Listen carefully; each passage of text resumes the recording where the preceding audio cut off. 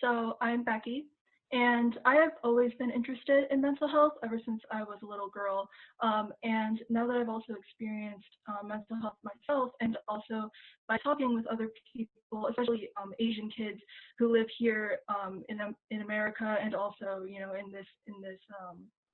in this town, I've learned that a lot of our experiences are the same, and that is we are often told to submerge it or get over it, especially when it comes to our problems, and therefore we never really get to talk openly about them.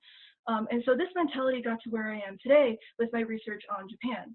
I have always had former knowledge on mental health in Japan, and that it's not very good, especially compared to how it is in America.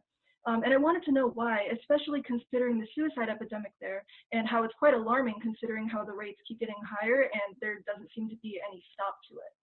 So this led to my question, which was, why is Japan's lack of mental health awareness so prominent? And how can steps be taken to increase said awareness in Japan so instances such as suicide can lower in frequency? So if we go to the next slide, next slide. um, sorry, go back, sorry. Okay, so I've learned that from some statistics that the very happiness rate between Japan, the UK, and the US is quite stark, because the very happiness rate in Japan is only 9%. However, the very happiness rate in the UK is a 39%, while in the USA, it's a 48%. Now, if we put this into consideration with the former USSR's rate, which is 3%, 3% and 9% is way closer than it is to 9% and 39%. So with a lot of research in mind, I have come to the conclusion that Japan has a history with shame and dishonor towards anyone who has failed in life. And we see this with a lot of Japanese people when they're younger, because at a young age, they are taught to work in groups to minimize failure. They're taught to have the same hair color once they enter school, and they're taught to eat the same amount of lunch at school. So basically, this is to reaffirm the idea that everyone around them is the same, to have this kind of sense of unity. And while this unity is great for a country, it is bad for the individual, because this instills the belief that being different is bad, and it's horrible for individuals who are in marginalized groups, such as anyone of a different race, the LGBT community, and people with mental illnesses, etc., etc. And these people believe that they have nowhere to go to talk about their problems because they will be shamed by their peers and even their family members.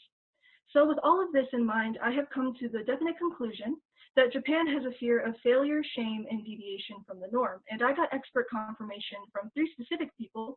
The first one is Yasuo Shimizu, who is a psychology major with psychologist colleagues, Minako Kuhara, who works at a high school that deals with students who are different from the typical Japanese person.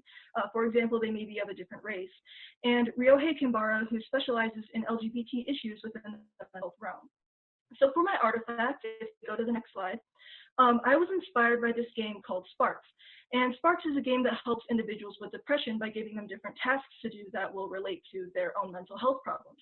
And I've always been interested in this because, like, for myself, for example, I am not really someone who likes to sit down and read like lots and lots of research papers, even though that's what I did for this project.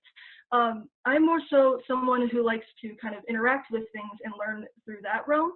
So with that in mind, I decided to make a manga, which is basically a Japanese version of a comic book. And this manga was about acceptance and how to teach, other Japanese people that being different is okay, instead of being shameful or that you should fear being different.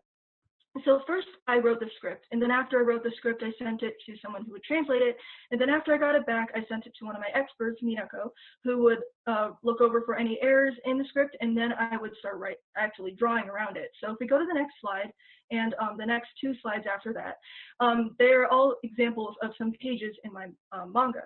And basically, I decided to draw it around the Japanese script, so I would have like a better idea of what it'd be like for a Japanese person to read it. And then after that, I would translate it to English again. So this is an English version because that's what I have in my drive instead of my Japanese version. And I decided to post it online on a site called Webtoons because it's free for anyone to post it on there, and also it's free for anyone to read it. I decided not to make a traditional copy, or a handheld one, because I feel like it would be less like it wouldn't reach as many people as a digital version would. So this is online. You can search it up on webtoons.com. It's called Misaki Dreams. as said on that screen. And if you go through the next 2 slides, there are more examples of the pages. And also along with this action, I decided to send this link to 2 of my experts, namely Minako and Ryohei, for some expert feedback, and also to send to other colleagues who are in the same field to get some more feedback from them. So that was my project.